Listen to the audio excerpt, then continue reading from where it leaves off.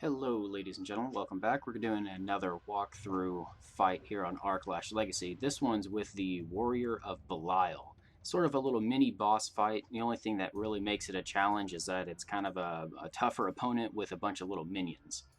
Now if you notice here, the primary adversary that I'm going to be targeting is the priest, because he's the healer for that group.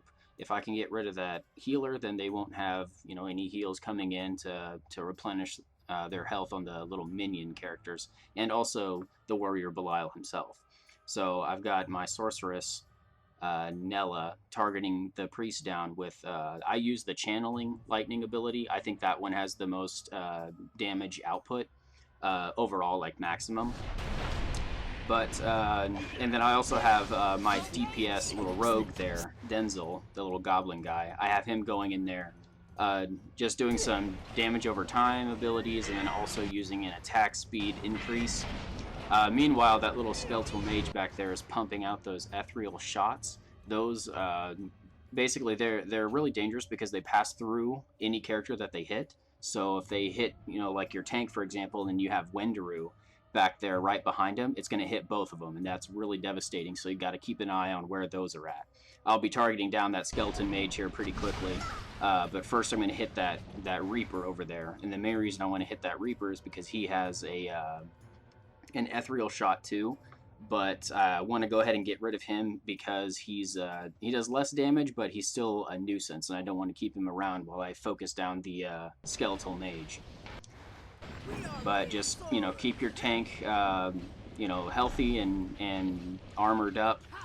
And this fight is pretty easy. That's an ethereal shot right there from the Reaper. But this fight's pretty easy as long as you keep all of the physical damage on your tank, and try and get rid of the second row of long distance fire from your opponents. That Reaper and the skeletal mage and the skeleton priest.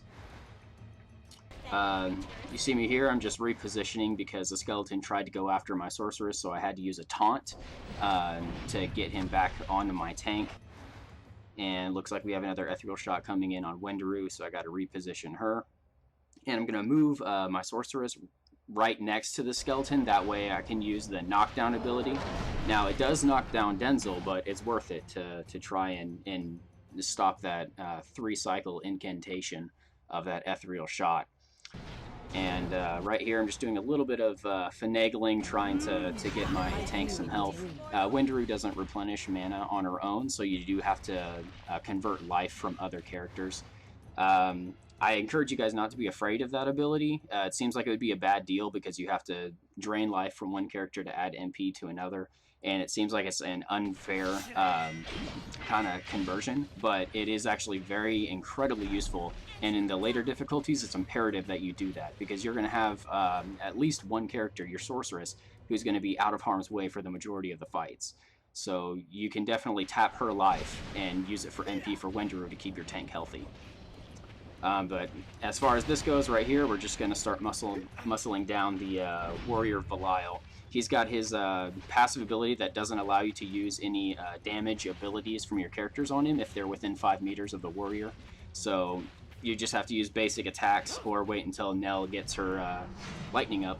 But that's how you beat him, and if you want more tips and reviews, go ahead and subscribe, and I will see you guys on my next video.